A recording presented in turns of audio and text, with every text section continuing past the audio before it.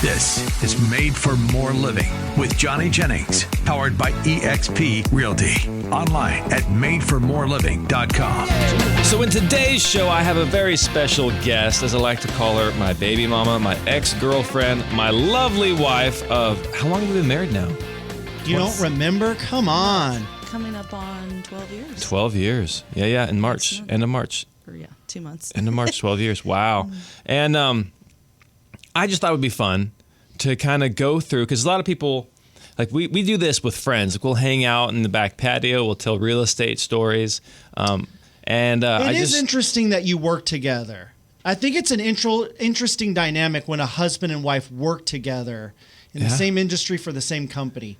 It's not easy to do. There's not a lot of people that do it. Val, what do you We're think? going to talk about this today? Val, what do you think? Is it easy to do? I didn't realize we were going to talk about Is this this going to be a therapy session? Whew, here we go. Yeah. Let's jump in. Would you do it? Knowing what you know now, would you want to do it, or would you want to do something else? Oh wow, she hesitated. She hesitated. I think she wanted to do something else. Really? That's interesting because. Would you agree, Val? I don't want to put words in your mouth. Yeah. Yeah. I mean, I like being a part of your life, and I, day to day, like all day, like we always know what's going on, right? Always, but I do think that the cons outweigh the pros, though. Wow, Yep. That's super interesting. Yeah. Because in my own life, I'm going through somewhat of a job transition. Yeah, you're becoming a realtor, right? Yeah. Well, we were talking about, hey, team. if we could do it over again, what kind of regrets do you have? If you could do it over again, what would you do? And for me, it's just have more fun. Live in the moment. Stop stressing out over every little thing, whether or not something's going to work out or not. If I could go back and do it over again, I would just try to have more fun. I had a lot of fun, but I feel like sounds like you're dying. Yeah, I know. Like I'm on my deathbed. What regrets do I have? I have worked at this particular radio station for almost 25 years. Yeah. So that's a lifetime. Yeah, looking back.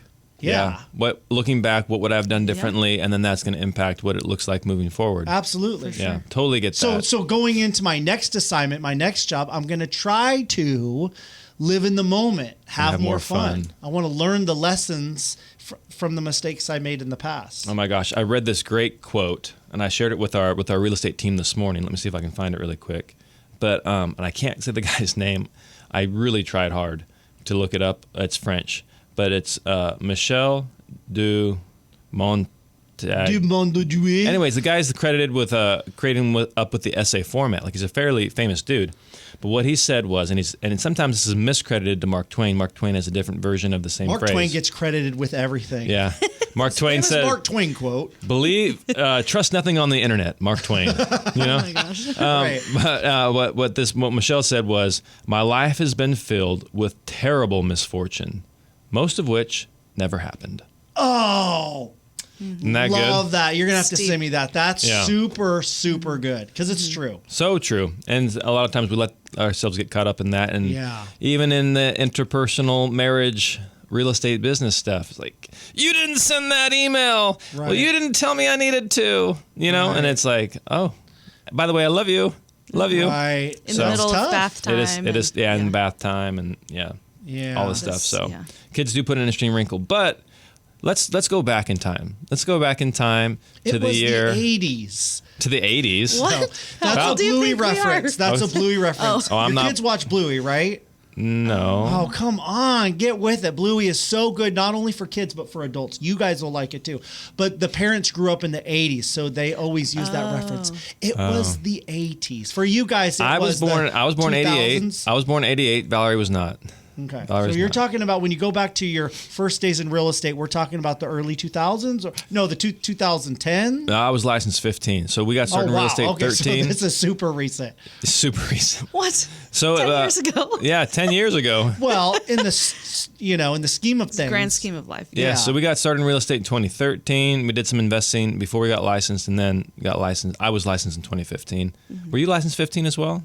February of 16. 16. I mean, compared to like Tom Davis, how long has he been doing real estate? He doesn't like me to say, so I'll just. It's like so I won't. 50 years or something. So I won't say that he got licensed in 1977. There you go. Yeah. See, come on. I mean, how 77 compared to 2015? Yeah, we're babies. We're definitely. So here's the thing too that fires me up before we get into these stories. So believe it or not, we do have some fun stories to share with you. But if your real estate agent is old or has been doing this a long time, that does not necessarily mean they are good at their job. Their experience. Maybe not. Just because you've been licensed for 20 years. Like I was on the phone last night with a gal. She's been licensed for 20 years. She's trying to help her friends. She let her license lapse because she's not doing any business. She doesn't want to pay the fees. She doesn't want to pay to hang her license at a brokerage. But yet she's trying to give her friends advice. And she says, Johnny, I don't know how to do the contracts. Like, I don't know how to. But she's been on licensed paper, for 20 she's been years. licensed for 20 years. Twice as long as I've been licensed. Yeah. But so just to say, just because your real estate agent's been in it for a long time does not mean they know what they're doing. Yeah. So just throw that disclaimer out. What I look for, if you're looking for a real estate agent and you are interviewing people, if I was interviewing somebody for like a family friend in, let's say they're moving to Texas, right? I would look for somebody that has a track record of success recently, that has 5-star reviews recently, that has an updated plan on how they can help their buyer purchase a home at a great deal right now. Like I want to hear the plan. I want to hear how this has helped out people. I want to see the evidence on the reviews. Same thing with sellers. So just because you've been licensed and you've been hanging it somewhere for 20 years does not mean that person is a good real estate agent. Right. That makes sense? I hear what you're saying. I think some people get nervous too when they meet a new real estate agent or someone that's young. Oh my gosh. They feel like, well, this person obviously has not sold many homes. They are probably inexperienced. I want somebody experienced. Yep. Your typical realtor sells like 98% of realtors sell fewer than 1.5 homes a month. That averages out to 18 homes a year. So But let's just say that's not a lot of homes. Yeah. That's not a lot of homes. Right. And so for Valary, how old were you when you were licensed? 23. You were licensed at 23. Mm-hmm. She got her broker's license as quickly as quickly as the state would allow it because she was 25, 26, going into people's homes, and they're like, "Are you even old enough to have a license?" Yeah, Ah. they didn't. Wait, how old were you? I was 23 when I started, 25 when I got my broker's license, because I can't tell you how many times I was sitting in the living room with a seller and they're like, wait, why should I trust you with my biggest asset and this huge amount of equity? You know, you don't even know what you're doing. You're a baby, you know? Like, I get it. And so that's what I got my broker's license, was to go, hey, I'm a broker. I do know what I'm doing. I've sold hundreds of homes and I have my broker's license. You can trust me. And I feel like that did help a little bit with the new person. The young That's person. tough. Yeah. So what would your advice be for young people who feel like they have to prove to themselves, especially to older folks who are selling their home and they feel like, here comes this young whippersnapper.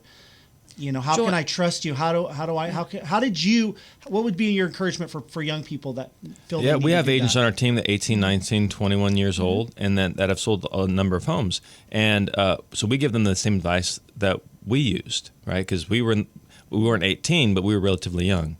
And what we end up telling them is leverage the team's resources. Like that. That's So smart. join a team and use their resources. Like if it means me going on an appointment with you, or you using, you know, this experience of the other team members to get deals done, you know, I think that's really important, to have people around you that know what they're doing. And you don't feel like when that's a you're new. burden on you to go out and do that and help them? No, I think what we're here for. I think that's the team leader's job. Yeah.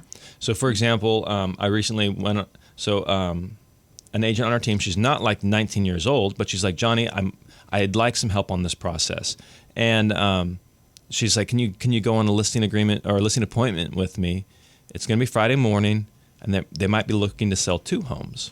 I was like, yeah, absolutely. I'd love to show 2 homes or go on 2 listing appointments with you. Let's do this. She goes, okay, great. I set the appointment for 9:30. By the way, you know, and she paused. They're in Modesto. And so that's like, for people listening, that's like an hour and a half, 2-hour one-way drive. One way, yeah. And I'm like, okay, well, let's lead with that next time so I can allocate my time appropriately. Absolutely, I'm in. I'm Let's in do 100%. it. I'm there. But we went down, we conducted the appointment, and we got both listings signed. You know, and Nice. if she had done that on her own, she would have been less likely. They would have been less confident in her abilities because she's maybe not familiar with the area. She doesn't have a track record of success. But then you sit down with a broker like myself and her. It's like, hey, you get me and this agent. Yeah, love that. And so that's how we would recommend. I think that's a key ingredient to success in any industry is leveraging team, leveraging experiencing, leveraging information. Don't try to do it all on your own. Absolutely not. Do not try to do it all on your own.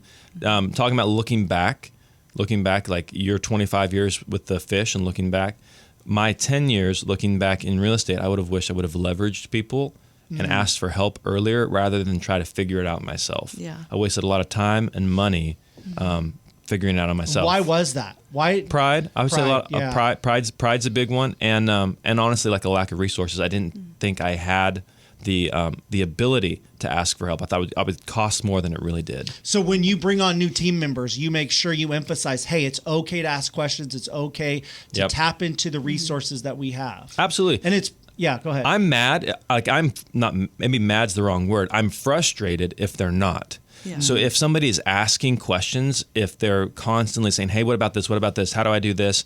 That means they're actively engaged and they're trying to build their business. Yeah. If I never hear from you and you're a brand new agent, you don't know what you're doing. So what is it you're doing? Because I don't know, because you're not reaching out at all. So what we always say is, do not suffer in silence. Don't suffer in silence. Let me know how we can help you. We have admin staff that's here to help you. We have an appointment setter department that's here to help you. We have people in-house that are here to help you. We have an amazing broker support system that's here to help you. But if you don't ask for help, we won't know that you're struggling. So that's what we tell new agents. Show up. Yeah, show up. So, okay, this is a fun story. We'll segue a little bit on here. Valary, so you know Brent Gove. For those of you listening, Brent Gove, he's a legend in the industry, sold thousands of homes, was on a radio show for a long time. He was the first one to really cross over to EXP. He was really promote. Pivotal in the growth of EXP and how now you see it everywhere, but he was one of the first. You've heard of this EXP. What does that even stand for? You've heard like the Trump bump before, the stock market went up because of Trump. Well, if you look at at EXP's growth chart, you can see when Brent Gove joined, because then all of a sudden it spikes up, Right. And anyways, so Valary, he was talking about, hey, if you want to be successful in real estate, you have to model people who are successful. Be like Tom Daves, be like Valary Jennings. Go up and talk to them, ask them, and see what it is they're doing that helps them be so successful. Sure. And so a man walked up to Valary after that meeting and was like, what did he say, Val? Do you remember? Yeah, he's just like, what do you need to do to be successful? Like, he just asked the question, right? And I said, don't say no. And what did you mean by that? So it sounds kind of dramatic, I guess, but it's really like taking any opportunity that's been given to you, because in this business you have to create opportunities, but there's also opportunities that you have that maybe don't look super desirable. So it's not like, oh, I have this beautiful $1 million open house down the street from where I live, super convenient, I'm going to get all these buyers to walk in, right?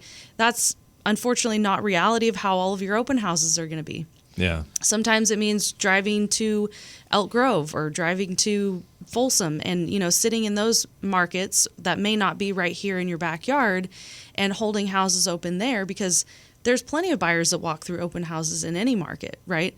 And it's just being open to those opportunities, or if it's showing a property in a city that you've never been to, or things like that, where it's just getting those experiences under your belt. And all of those are a little bit inconvenient sometimes. I mean, it's like going to work, right? It's never convenient when it comes up, when an opportunity arrives. Very rarely is it on a weekend that you're available.